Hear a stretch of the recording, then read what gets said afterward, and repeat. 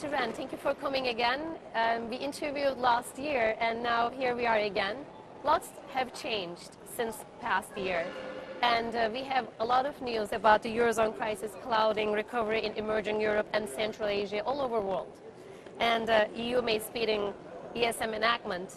Lots of news. But what is EU planning about this whole crisis stemming from the Greece and the contagion?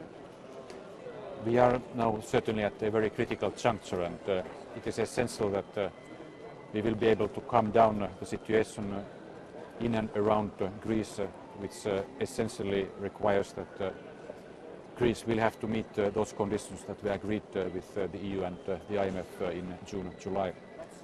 Then we can disburse the next loan and Greece can avoid default. In that context, there's going to be also a very significant operation of private sector involvement on a voluntary basis. And we are in the process of reforming and reinforcing the European Financial Stability Facility, which is essential in terms of providing us containment capacity in the current financial turmoil. Is there a deadline for this? How are you going to do it exactly? This reform of the EFSF has been agreed. Now it is being ratified in the national parliaments. For instance, the German parliament, Bundestag, will I trust, approve this next Thursday on the 29th of September. And many other parliaments will do likewise, so that we will conclude this by mid-October. Mid-October, but next Thursday, starting next Thursday, you say? In fact, it's started already in early September. For instance, France, Belgium, some other countries, some half a dozen countries have already ratified it, and the rest are now following suit, and the job will be concluded by mid-October. And the reformed EFSF will be functional and operational as of the second half of October. DMD, Christine Lagarde, said that she wants to urge strong leadership to put the world on firm footing. What does she mean here? What is EU going to do in that sense, in that part? Well, you have to ask Christine Lagarde what she means. What's the EU's role in this?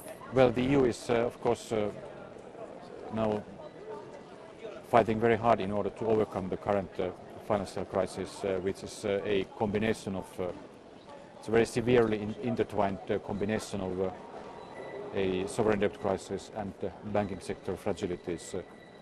We cannot solve one without solving the other. We need to solve both. And it is really essential now that we will, through rigorous and intensified fiscal consolidation, ensure that we have sustainable public finances in the European Union. And my last question, even though the crisis bypassed Turkey and other emerging markets that are shining, what could be the potential impact on the emerging markets like Turkey? Because we've been seeing Brazil real depreciating, so is Turkish lira. What else is going to be there in the future in terms of the impact? You listed, in fact, some of the impacts already, but of course, if Europe were to continue to be in the crisis, and if this crisis were to deepen, then the negative ramifications to our trade partners like Turkey, all through the channel of market turbulence to the neighboring areas would be quite significant.